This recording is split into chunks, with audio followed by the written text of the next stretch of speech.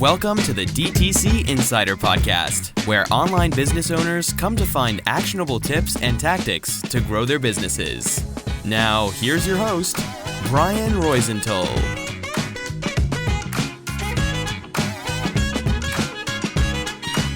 Today we have an awesome episode as we are going to talk about how this supplement brand bootstrapped, and listen well, bootstrapped $10,000 and built it to 30 million in just under 3 years. That's correct. But before introducing today's guest, let me tell you that this episode is brought to you by BSR Digital. At BSR Digital, we help e-commerce brands that want to scale their business to the next level through Facebook, Instagram, and Google Ads. BSR Digital knows that most e-commerce brands want to grow their sales, but they lack a solid plan and professional team to help them succeed. That's why BSR Digital offers strategic plans, implementations, optimizations, and account audits to help more than 1,000 e-commerce brands like yours grow their business and surpass their competitors. And today, since you are a listener of the Fit Growth Machine podcast, BSR Digital is offering a free audit. That's right, an account audit free of charge to help you identify areas of opportunities to keep growing your e-commerce brand. So to get your free account audit, apply at bsrdigital.com. And you can also email us at hello@bsrdigital.com. Okay, so as I promised earlier, today we have a very special guest. His name is Ronak Shah, and he's the founder and CEO of Uppy. Hey, Ronak, thanks for being on the show. Thank you so much for having me, Ryan, and very, very excited to talk about my journey. And again, it's an honor to be here. Yeah, my pleasure. I mean, as I told you in the prep call, I am a fan. I've been following you for a while. And what I love about you is that you're always sharing value. You're not asking for things. You're not there to promote yourself. You're just sharing value. And that's why I reached out and he said, hey, I read this and that and say, hey, why don't we discuss this on the podcast for everyone to hear? So yeah. No, I appreciate that. I think it especially in an industry and a community of D2C that's so small, I think if we can all help each other, we'll actually make the entire economy grow. So hopefully that's the point here. Yeah, exactly. So why don't you start by telling the audience more about you and your story? Yeah, absolutely. So I actually, I started out as an accounting major. I went to school for accounting. My dad's an accountant. I was supposed to be an accountant. I graduated in accountant in 2013, and I got the opportunity to work for a startup. After working at an accounting firm called Deloitte, I got the opportunity to come on as a controller for a startup called Shreds. Shreds was actually back in 2013, one of the fastest growing supplement brands in the world. It grew skinny.com and flavorgod.com. We were an incubator of multiple brands. So I was a controller, and I got the opportunity to apply a lot of my accounting knowledge in that field, right? But what I really got to extract from there was I loved the idea of startups. I didn't know anything about them because I was supposed to be an accountant, right? So I was like, wait, I love doing accounting and finance, but I love doing it for a startup instead of a corporate company like Deloitte. So I said, you know what? I kind of want to dig deeper here. So I was there for 2.5 years. I also met my two other current partners there, Ankit and Ashwin. We all worked there together. So one of us was accounting finance, another one was design and marketing focused, and the other one was paid marketing focused. So even though us three did 3 different things, we came together because we all had different skill sets. So we talked about the business we were working on in different ways. So from there, we loved spending time with each other. We actually even became roommates with each other. And we said, you know what? Why don't we go and start our own company together? And we said, okay, but we don't have enough capital to do this yet. So why don't we see if we can take our expertise and create a marketing agency first? So that's where we started Ghost 3 Media. It was a marketing agency ran just by 3 of us. And basically, we would act like a mechanic shop, okay? We would go into different businesses, reach out and say, hey, could we come in and redo your website? Or hey, could we come in and help build your operations or read product design or something like that? And soon enough, they'd say, okay, can you help us with more? Can you help us with more? So over the course of 5 years, we worked on 25 different brands, and we basically helped them in digital growth, finance and operations backing, and then creative design. So we really, what we did was, this wasn't our intention, but even though we wanted to start a brand one day, what we ended up doing was work on 25 different brands and extract what works and what doesn't work. And so basically in 2019, we said, okay, I think we've been doing this for a while. Why don't we see if we can now take the chance to build our own brand? We still didn't save up enough money. However, what we did have is tons and tons of knowledge of what works in this industry. Okay. So we said, all right, what are we going to do? What can we disrupt? What can we create? And that was the birth of Obvi. Obvi is today a taste-first approach to collagen. It's making health and wellness and hair, skin, nails, immunity, everything feel exciting and fun and tasty. Usually when you hear about immunity or hair, skin, nails, or wellness, you think very boring, you think pharmaceutical, you think white packaging. We wanted to disrupt the market and say, what if we made the packaging and the branding fun, tasty, and exciting? Well, people want to take it more. And that's our journey to Obvi. Awesome. I mean, from accountant to agency founder to founder of B. So that's great. I I was talking to you the other day, and I remember a conversation I had with Vance Morris. Uh, it's a former Disney executive, and we were talking about how I was really surprised in a great way about your packaging.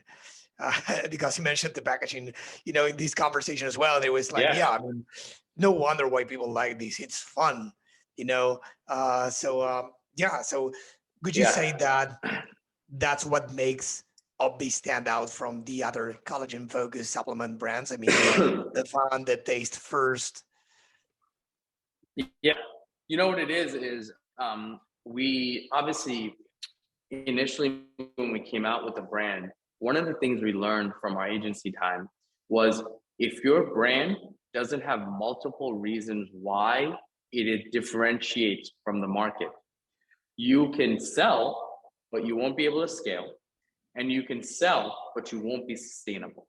So two things we focused on when building Opti was we're going to make something that stands out, and we're going to make something that actually works. So what we focused on was packaging and formulation. So yeah, we're fun packaging and we're fun colors and flavors, but if you turn the label, our formula is actually one of the strongest collagens on the market, which we don't even get to talk about too often because it's all about flavors and fun and exciting. But what we said was, we're not going to give a person a single reason why they shouldn't buy Avi. And that's where the name formulated to, it's going to become the obvious choice. Because we always kept saying, Avi, this product is going to be so obvious. Why wouldn't someone buy it? And that turned into Avi. But yes, our goal was to differentiate from the market. That's great. One question I personally have for you, and I think that why not many people listening might have that question as well, is like we have all the like the idea or the misconception that we need to be knowledgeable about everything we want to do. So if we want to run, I don't know, a company about X, we need to know about X ourselves. And Yeah. in this case, you're an accountant, right? So I guess that you didn't have any previous education on how to, make supplements, how to create supplements. So how did you go about that? How it's like once you said, hey, I would like to work on this industry, how do you take it from there?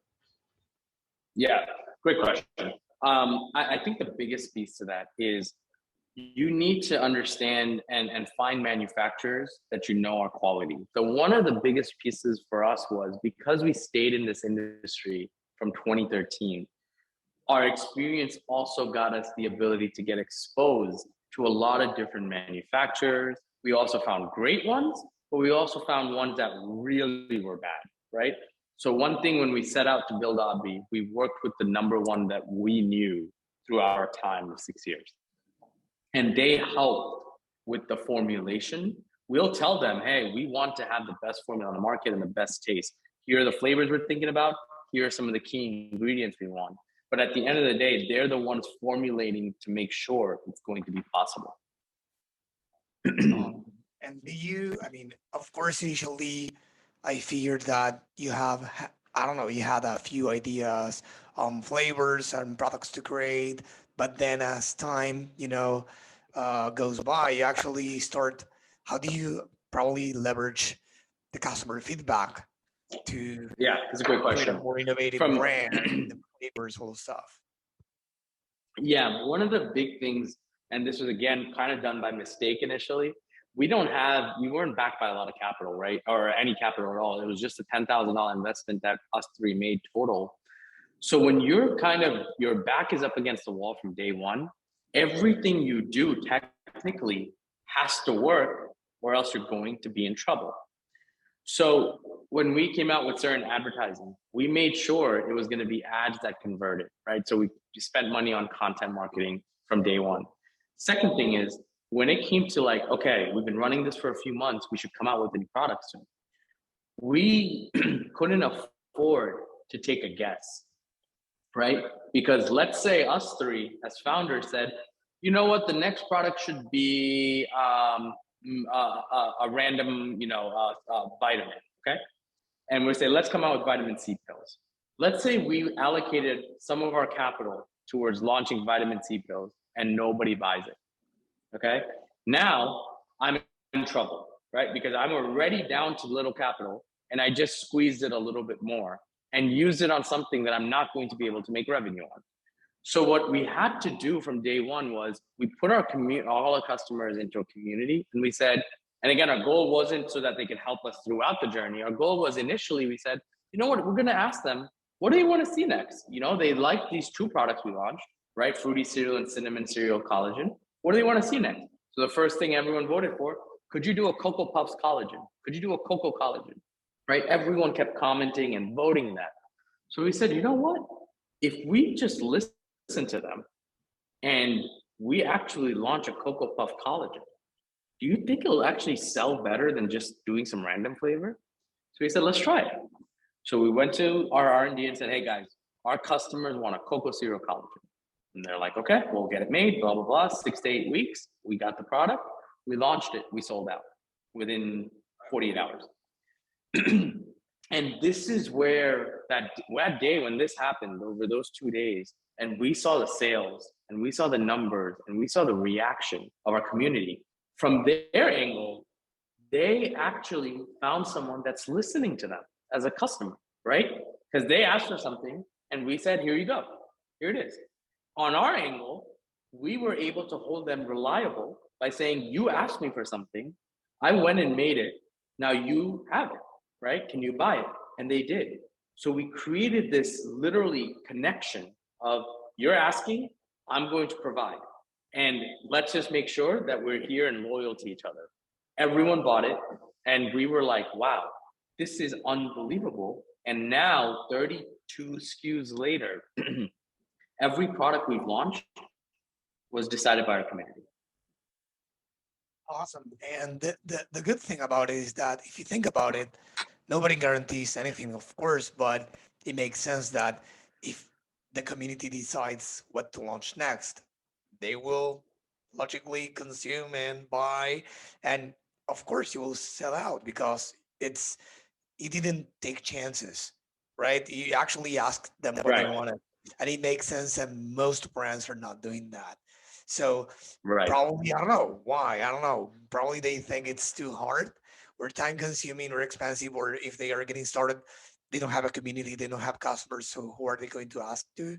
So yeah, but a few things that stand out from what you said, at least to me, are that first you try to found, let's say, your blue ocean. You didn't try to launch any like the next supplement brand similar to all the ones in the market then. And two, you mentioned briefly the word avatar, just in case anyone listening don't know what it is. It's the buyer persona as the avatar, basically your the definition of the customers that you will have, the type of customers that will buy from you. Not, I Yep. mean, not all the customers are the same. So that's key because you said, hey, here are my avatars. Here's what they want. Here's what they need. And then three, I mean, or third, you ask them what they wanted. So what could go wrong? I mean, of course, nothing's perfect, but it makes That's sense that it that's it. works. That's it. And I think that piece which you just asked, what could go wrong? If you can make the factor of what could go wrong smaller and smaller, you can actually bootstrap. It'll help you bootstrap. It'll help your cash flow. It will help your lifetime value. It'll help your retention. It can help so many things because now you're making fewer mistakes to build your business. Yeah. So probably that's where I want to go next. To reduce what could go wrong by by telling the audience about your learnings and experience. So why don't we break it down since you started the company, let's say, Sure. at least the highlights, until today. What are the key things that you think that you did good or you did well that actually the audience should probably, you know, listen to your advice on that? Yeah. Great question. I think one of the biggest things that we did well was when it came down to creating this brand, we tried not to sell to everyone. We Because when you try to sell to everyone, you don't sell to anyone. So what we held on to was we're going to be this pink brand that's going to be colorful. It's going to have a lot of flavors. We're not going to do anything that tries to make someone else feel better. Or one comment that we always got: how come you don't sell anything for men? You have three male founders. How come you don't sell anything for men? And we came up with a clever response, and we said real men drink pink because all of our products are fully unisex. Okay. Instead, our response could have been, oh yeah, let me go and create our collagens with the blue cap, right? And now I'll sell to men too. And so, another thing we'd always get is, how come you don't make products that are going to have help with fitness, okay, or pre-workouts, or this or that? Even though that's our background and expertise, one thing we said is our demographic isn't into fitness. They're just people who are more like housewives or more at home and working out at home. And honestly, during COVID, more people were at home than they were in the gym anyway. So I'm glad we didn't listen, right? So we're basically pioneering this brand for who we think it's for and no one else. And in that journey, if we lose some sales because we look too pink, or we look too childish, or we don't look like we're for men, so what? You kind of have to become okay with that. I think that part helped us stay focused. Yeah, I totally agree with what you said. And it's like this not this little trap, but this dilemma of one, listening to your customers, and two, trying to stay away from the shiny objects and giving like everything that your potential customers want from you if you do it. And probably part of trying to differentiate, but you tell me, from one or the other, like it's probably it all comes down to the avatars, right? I mean, if you're serving these Yes. avatars and not these ones, probably you should listen these avatars and not to these others, right? So I think what it is for us. The biggest piece here is our avatar was partly you know derived through many different ways, right? Like we have customers from California, Oklahoma, Florida, Texas, everywhere in the US, and then even globally in 76 countries. But what we did was we used our main benefit from our products to show all the avatars that there's one thing that everyone needs to worry about. And that is making sure that they feel good about themselves. And so everyone from different walks of life, we have people who are super skinny or too skinny. We have people who are super overweight, super obese. It didn't matter because everyone was on a journey to feel better, look good, and start taking care about them health and wellness. The one thing that is common across all of our customer base is somewhere along the way, they stop caring for themselves. Okay. So it could have been with their weight, their hair, skin, nails, joints, immunity, whatever it may be, they stop caring for themselves. And so what we wanted to do and say is we're going to make caring for yourself more tasty, fun, and exciting. And that brought the avatars together, if that makes sense. Yeah, the common thread across. Yeah, I mean, that's great. Yeah, I love that.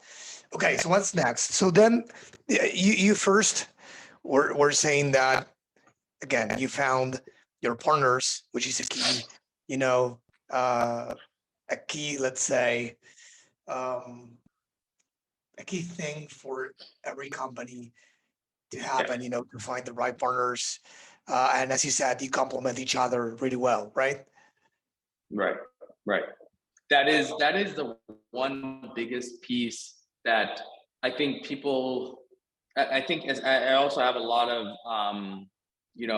I have a lot of respect for single member founders, right? Because for us, one of the biggest advantages of doing Obvi and being bootstrapped is the fact that we're able to basically have three people who manage three completely different subsets of a business. Okay.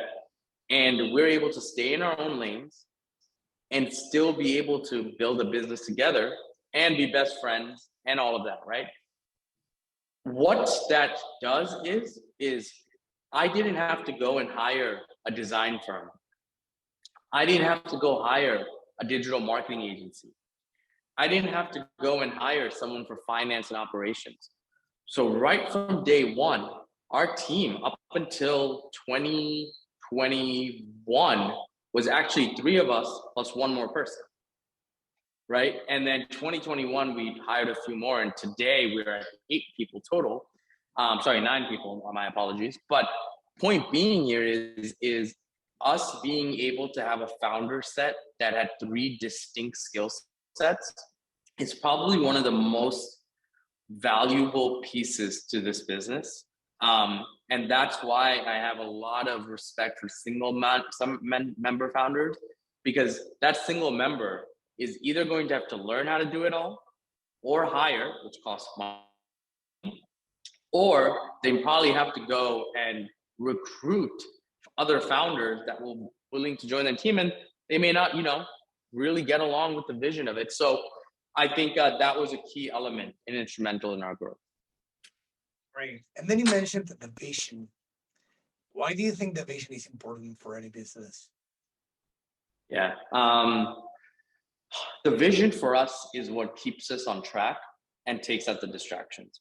As we've grown, I can't tell you how many things have come up that have been a distraction for us, but we didn't opt into it because it didn't, when we boiled down the answer, or when we sat around the table and said, do we need to do this?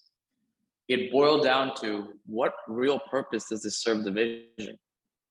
And if the answer was it doesn't serve the vision, even if we're thinking about it and losing sleep on it and we really want to do it, we had to say no. And that's why I think it's extremely important. That's awesome. Then what other key elements that took part of this journey, this growth journey, could you mention? Yeah, some of the key elements is being able to be very different in your market, right? Kind of filling in this white space, which is flavored collagen, right? Nobody's doing flavored collagen like us. Paid marketing was very, very key, right? What people are, I think, still sometimes finding hard to believe is you have to pay to play.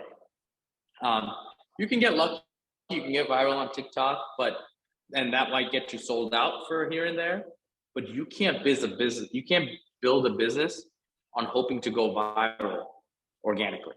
It's just not going to happen. And so what you have to focus on is, and you know, there's so many good examples. I mean, you remember even those fidget spinners, right? Where you spin it and you hold it here, right? Those products went viral and they made millions of dollars initially, but it lasted 1 year, right? So if you want a sustainable legacy business, you have to know that you're going to have to pay to play.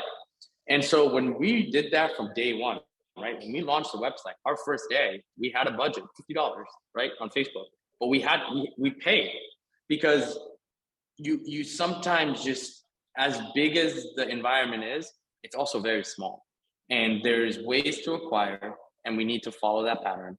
And paid marketing was pivotal for us because even till this day, we're spending anywhere between $20,000 to $25,000 a day on Facebook and TikTok, right? So no matter what size you become, we were spending $50 a day, 2019, 2022, we're spending 25,000 a day. So if anything, paid marketing is playing a bigger and bigger role every single day. 100%. 100%. What about, I mean, as your team gets bigger and grows, are there any key questions or key, things you keep for the interviews so that you make sure you hire someone aligned with your vision or your values? Yeah, it's a great question. One thing when it comes to hiring, and it's probably why we've stayed such a small team, is we actually don't check anyone's resume when they apply to be here. So when someone applies, we actually just look at their name, and we have to set up a time to talk. I'm a pure believer in, first of all, if you're applying for a role that we're looking for, okay, you have some level of confidence that you can do that role, okay? Now, the second layer is if I hire someone who is really good at that role, okay, but has very little ability to adjust and be flexible and learn other ways of doing things, being tactical and kind of being quick on their feet, they're never going to thrive in our environment because we change things as we go. Today, I could be spending 25,000 a day. Tomorrow, we could be spending 50,000 a day. It's a whole different business, right? So you can't come in thinking you know how to do your job. And so that's one layer to it. So we don't look at resume. We based on, if you're applying, it means you have confidence to handle the job. Secondly, what we ask is, are you willing to put in whatever it takes? This could mean I could text you at 9 p.m. at night and ask you a question and you're going to be plugged in possibly and at least be available to talk. Or secondly, if you need to, drop what you're doing and do something because it's an emergency for the business, can you do that? Lastly, do you understand our vision? Are you going to be involved in our community? Are you going to play a part in taking the product and understanding what we're doing here? Because if all you want to do is just work, you're not going to understand why we're working. So if the answers to most of those questions are like yes, yes, yes, and you have little to no experience on the job role, I can teach you that. I can teach you the role. Because part of it is you're going to have to learn it as we're adjusting and growing anyway. So I'm going to teach you what you need to know. But if what I can't teach is someone who is not willing to be part of the vision, someone who is not willing to put in whatever it takes, someone who doesn't want to go above and beyond. So for me, every person in our team goes above and beyond. Every single person's in the community. Every single person's families, extended families, cousins take up. You know what I mean? We've created it almost as like, you're coming into this, this better be the number one thing you rep and support. And if you do that, you can learn anything. You can learn Excel, you can learn programming, development, you can learn customer service. We can teach you all those pieces, So for us, hiring is purely on passion. That's great. I mean, there are definitely as many ways as people, as businesses of hiring people, and it's great that you have a unique way. The important thing, I mean, at least from personal experience, and you can tell me if you think the same way or not, is that when you are a one-man shop, or in this case, three, your partners, you care about the business growing, and when you hire new people, they are not the owners, they are not the founders, and why should they care? How do you make them care? How do you make them involved? How do you Yes, make them a part of it? So probably that's one key challenge that all companies have, and we need to attract the talent. that's huge. Yes, yes, that's the biggest piece is attracting talent needs to come from, they need to know that they're not coming in and doing some work and then going home. They're coming in and building this. And if someone in our CX team has an idea for finance, we don't say, oh, do what you're doing. We'll say, oh, what's the idea? Let's explore it. If it's a waste of time, we'll give that feedback. If it's not, we have something to discuss. So I think that's how we treat everyone. Great. And about growth, congratulations. It's amazing the growth you've achieved in, under 3 years. It's amazing. It's a dream come true for, I think, every entrepreneur, almost every entrepreneur, right? So, did you find it? Uh, I was surprised when you say that you are only, you said 8, 9 people. 9 people, yeah, yeah. As of 2 weeks ago, 9 people. Wow. So, did you find like, let's say, a revenue mark or a threshold, let's say, that was a game changer for you? I don't know, under the $1 million, under the $10 million, and now, do you find that you need to have a different skill set, or you need to level up some department, or you need to have leadership, or what are the key elements that your business at least needed to have at each stage of the company? It's a great question. I think in terms of, the biggest piece was we try and look at every role as like, we're not really big on titles here. Obviously, you have to have titles because you have to introduce yourself. But we look at things as roles of what you have to cover. And what you have to cover is you're the CEO.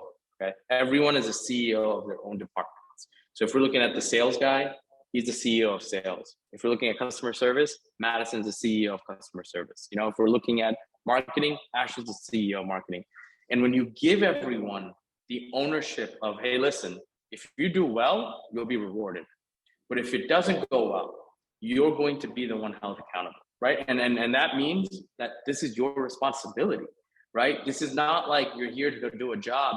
And so what we did in the business development pieces was we gave everyone so many ways to grow if they continue to do well and put in more, to where it almost becomes addicting, right? You're like, hey, I just want to keep doing more. If I'm done with this, I want to see if I can continue to do more, and that piece helps helps big time for us because it treats everyone equally here, whether they're doing just something as simple as answering emails or someone is solving the biggest problem here at Albi we've ever had. Everyone is a master of their own craft. Awesome. And yeah, is it the same personal question, similar to the other one, but in a different way? Like, do you do as a company 1 million, then 30 million, or even 10 million? Do you need to do things differently? There are so many things in the back end or behind the scenes for an e-commerce brand that people who don't have an e-commerce brand don't see. It's like, oh yeah, getting an e-commerce brand is way easy. It's easier than getting a brick and mortar store because you just need a website, right?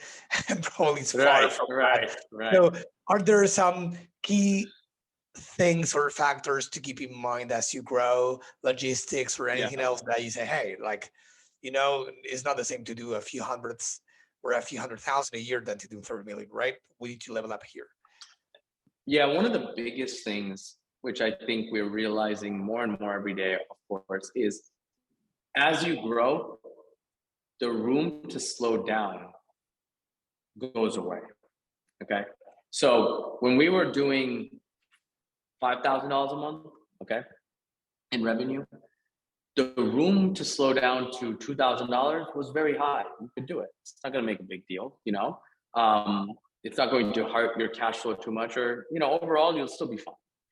When we went to $100,000 a month, the room to slow down to $50,000 a month was a little bit painful, right? Not that much painful, but it's painful.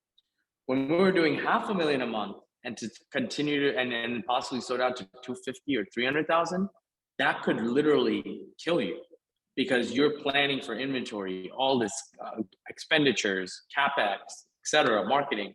You can't do it, right? Because you're learning on low margin. So what you have to realize is, unless you're super profitable, which different story, but when you're running on, let's say, 8 to 10% profit margins, the room to mess up, the scale is so wide, right? So if you're doing let's say we're doing $1 million a month, I can go down to maybe 900,000, right? Because I have a 10%, let's say, profit margin. So my room for error is about $100,000, okay? But if I go down to $700,000, right? Being bootstrapped, that, even though $700,000 is a great month, and let's say I'm even profitable at $700,000, the problem is my business is built to do $1 million, right? And so there's inventory, marketing, CapEx, OpEx, all these expenses that are dialed in to perform at that level. So my room for ability to slow down, or, hey, something's out of stock, well, we have to figure out how to sell something else. It's not like, okay, we'll slow down, we'll have a slow month. So that is one of the biggest takeaways, I think, is as you grow, it doesn't get easier. It gets harder if you mess up. It gets easier to continue to scale, because now you have a lot more cyclical revenue, power of cash flow. But if you mess up, it gets 10 times harder depending on the rate of your mess up or slowdown. Yeah, very true. Haven't thought about it. Yeah, thanks for sharing that. Before we wrap up, I have a few more questions, if you don't mind. It's mainly about the traffic and sales part. Briefly, if you want to touch base on that, what do you do? What channels do you leverage to get most of your orders? Is it social media? Is it search engine marketing? What do you guys do to get the orders? So our biggest thing is paid media. So Facebook, Instagram, TikTok, Google are our top channels. Email, SMS is more retention, but those are definitely our top channels. And our split of spend is about 60% Facebook, 20% TikTok, 10% Google, and others. That's great. So yeah, before we wrap up, I always like to ask my guests about books they have read and they loved. So do you have any that you can remember right now? Yeah, it's my favorite book. I've read it a couple times now. It's a book called Winning by Tim Grover. And there's one big takeaway in that I really liked, and I can go into it real quick. Yeah. Tim Grover was actually Kobe Bryant and Michael Jordan's professional professional coach. So, he coached them on how to think about life and how to grow. And one of the things that the book is about is why the concept of knowing what winning means to you is going to shape your life.